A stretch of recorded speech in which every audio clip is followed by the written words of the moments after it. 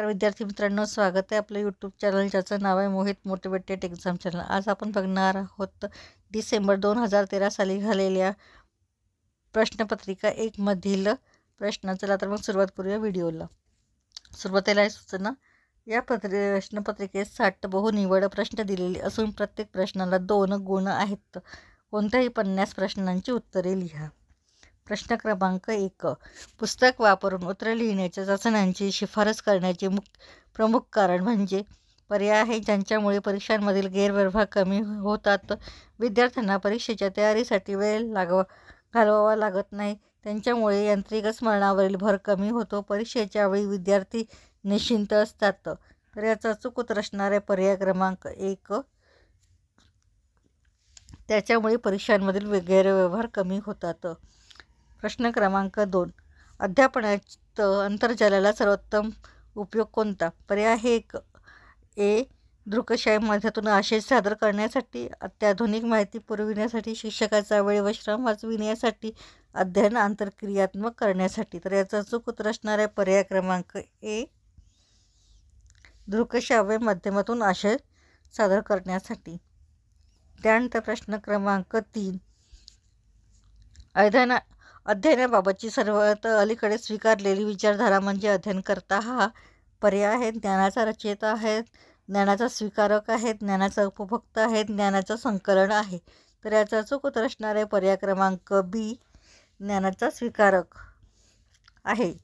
त्यानंतर प्रश्न क्रमांक 4, अभ्यासक्रमात प्रात्यक्षिक कार्य समाविष्ट करण्याचा प्रमुख हेतू म्हणजे?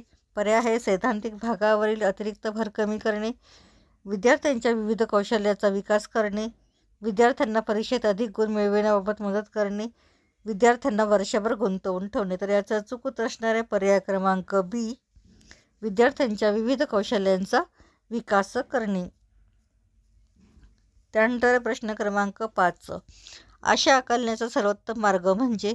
पर्याय आहे आशय पुन्हा पुन्हा वाचणे, आशयाचे प्रगट व नंतर मौन वाचन, स्मरणातून आशय लिहून काढणे, डी, आशयाचा यथायोग्य सारांश तयार करणे। तर याचा अचूक उत्तर असणार आहे पर्याय क्रमांक डी, आशयाचा यथायोग्य सारांश तयार करणे। प्रश्न क्रमांक 6, खालीलपैकी कोणते उदाहरण आंतरिक प्रेरणेचे नाहीत? पर्याय आहे विशालला रसायनशास्त्रात अभिरुची आहे, सुनीताला तिच्या विषयातील नवोपक्रम जाणून घेण्याची उत्सुकता आहे, परीक्षेत बसण्याचा पात्र व्हावे यासाठी रवी प्रकल्प पूर्ण करतो, विक्रीच्या व्यवसायात प्रवेश करण्याची इच्छा असल्यामुळे तृप्त संप्रेषण विषयाची निवड करते। तर याचा अचूक उत्तर असणार आहे पर्याय क्रमांक सी, परीक्षेला बसण्यास पात्र व्हावे यासाठी रवी प्रकल्प पूर्ण करतो। त्यानंतर प्रश्न क्रमांक 7, गुणात्मक संशोधनातील नमुना निवड ही संख्यात्मक संशोधनातील नमुना निवडीच्या रिकामी जागा या प्रकारची असते। पर्याय आहे साधी यादृश्य नमुना निवड, पद्धतशीर नमुना निवड, निर्दिष्टांत नमुना निवड, सहेतुक नमुना निवड।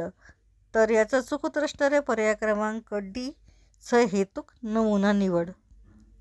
त्यानंतर प्रश्न क्रमांक 8, पर्यायबद्ध प्रश्न आहे। पर्यायबद्ध प्रश्न कोणते आहेत ते पर्यायामधून आपल्याला बघायचे आहेत। मूलभूत लोकसंख्येतील गुणधर्माशी संबंध असतात, दीर्घ प्रतिवादाला प्रोत्साहन देतात, कुठल्याही उत्तराची शक्यता नाकारतात, संभाव्य उत्तरांची विशिष्ट व्याप्ती असणारे। तर याचा अचूक उत्तर असणार आहे पर्याय क्रमांक डी, संभाव्य उत्तरांची विशिष्ट व्याप्ती असणारे प्रश्न हे पर्यायबद्ध प्रश्न असतात। त्यानंतर प्रश्न क्रमांक 9, आंतरसांस्कृतिक अभ्यास हे रिकामी जागेचे उदाहरण आहे। पर्याय आहे व्यष्टी अभ्यास, बी, तौलनिक अभ्यास, सी, प्रायोगिक अभ्यास, डी, तर्कीय छेदात्मक। तर याचा अचूक उत्तर असणार आहे पर्याय क्रमांक बी, तौलनिक अभ्यास। या पुढील प्रश्न आपण नेक्स्ट व्हिडिओमध्ये घेऊ। व्हिडिओ आवडल्यास व्हिडिओला लाईक करा, शेअर करा, कमेंट्स करा आणि चॅनलला सबस्क्राईब करायला विसरू नका।